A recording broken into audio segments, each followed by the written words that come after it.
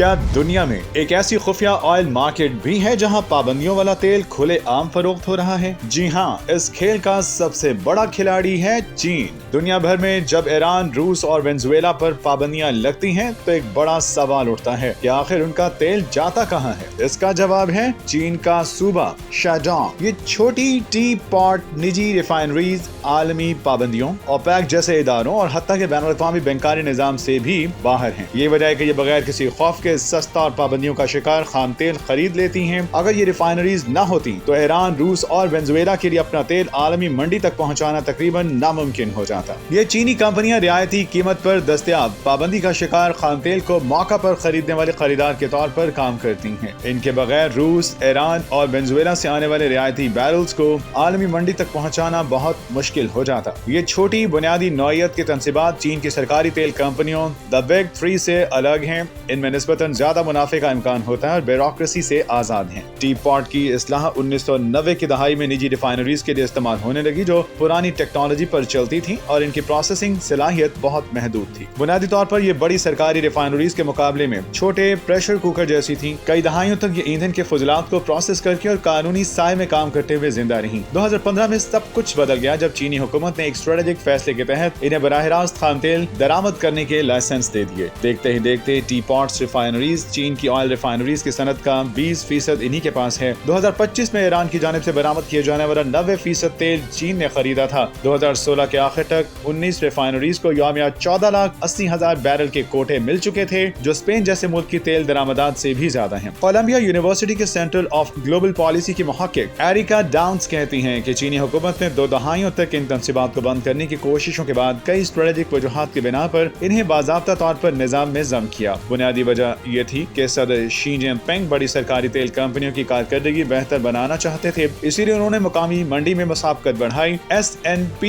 Global کے اعداد و شمار کے مطابق یہ چھوٹی آزاد آئل ریفائنریاں یومیہ 40,000 سے 2,14,000 بیرل تک ریفائننگ کی صلاحیت رکھتی ہیں۔ وینزویلا یا ایران کے لیے پابندیوں کے تحت تیل فروخت کرنا انتہائی مشکل ہوتا ہے چونکہ بہت کم خریدار اسے خریدنے کی ہمت کرتے ہیں، اسی لیے انہیں یورپ میں حوالہ جاتی قیمت برنٹ کے مقابلے فی بیرل 30 امریکی ڈالر تک کی بھاری رعایت دینا پڑتی ہے۔ S&P گلوبل کموڈٹی انسائٹس کے مطابق 2023 میں چھوٹی آزاد ریفائنریز کی خام مال کی درآمدات کا 98% روس، وینزویلا اور ایران سے آیا۔ اس خام تیل کے استعمال سے ان ریفائنریز کو اسی برس مارچ میں 1500 یوان فی ٹن یعنی $28 فی بیرل تک منافع حاصل ہوا۔ ٹاؤنز کہتی ہیں کہ ٹی پاٹ ریفائنریز کو ملنے والی رعایتیں ہی وہ عنصر تھیں جنہوں نے انہیں پابندی کے شکار خام تیل کا سب سے بڑا خریدار بنا دیا۔ ان میں سے بڑی تعداد نجی پائپ لائنوں کے ذریعے آپس میں جڑی ہوئی ہے اور لاجسٹکس شیئر کرتی ہیں جس سے اخراجات بھی کم ہوتے ہیں۔ امریکی کانگریس کے نزدیک ٹی پاٹ ریفائنریز آپس میں جڑی ہوئی ہیں اور لاجسٹکس بھی شیئر کرتی ہیں جس سے اخراجات کم ہوتے ہیں۔ ڈاؤنز کہتی ہیں کہ یہ چینی سرکاری تیل کمپنیوں کے مقابلے میں خطرے کو زیادہ برداشت کرتی ہیں کیونکہ ڈالر پر مبنی امریکی مالیاتی نظام سے اس کا کوئی تعلق نہیں ہے۔ ڈاؤنز کے مطابق چین کی بڑی تیل کمپنیاں ایرانی خام تیل درآمد نہیں کرتی کیونکہ اس سے پابندیوں کا خطرہ ہوتا ہے، تاہم چھوٹی کمپنیاں اس میں کوئی ہچکچاہٹ محسوس نہیں کرتی اور اس طرح یہ ایک سیفٹی وال کے طور پر کام کرتی ہیں جنہیں کوئی ہاتھ تک نہیں لگا سکتا۔ چین کی بڑی آئل کمپنیوں CNOC،